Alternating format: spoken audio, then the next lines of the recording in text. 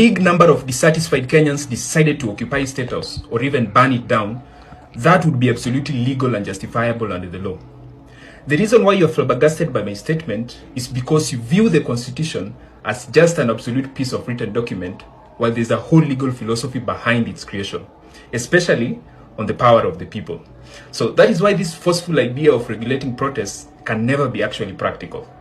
So the drafters of our Constitution always imagine the worst about a government, that there will possibly come a time when the government will extremely abuse power, that even the institution like the police created in the Constitution they are drafting will not save the citizens.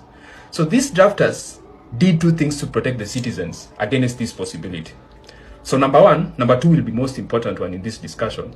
So number one, they create Article 1 of the Constitution that is based on John Locke's philosophy of social contract. So this legal philosophy puts out that the Constitution is a social contract between the people and the government.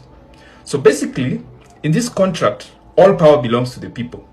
So they donate a chunk of that power to a small group of individuals, whom we call the state, for them to protect our natural rights, and in return, we pay these people with our taxes.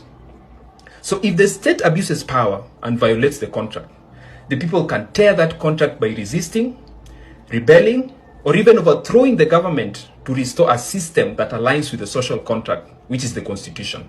That's why the drafters say in Article 1 that all sovereign power belongs to the people. So the people can take that power from the state, but they don't tell you how you can do it. So this means that occupying or even burning down State House can be a symbolic and practical act of reclaiming sovereignty. And in fact, in Article 2 of Article 1, they also further tell you that you can exercise this sovereignty directly, but they still don't tell you how you can do it.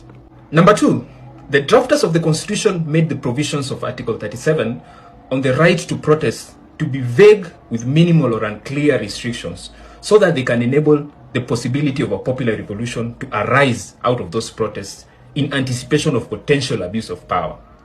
So they didn't want any restrictive provisions like banning protests in State House or providing exact location for protests, because they knew it would prevent legitimate resistance arising out of these protests. So most people need to understand that when it comes to a popular revolution, most laws don't actually apply. Even all these restrictive measures that they're saying that you cannot go 100 meters close to the parliament, they don't actually become practical when it comes to a popular revolution.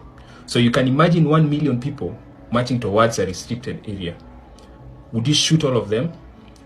That is what this philosophy envisages, that if a huge number of people are dissatisfied about a government, there is no practical and possible way of restricting that kind of movement.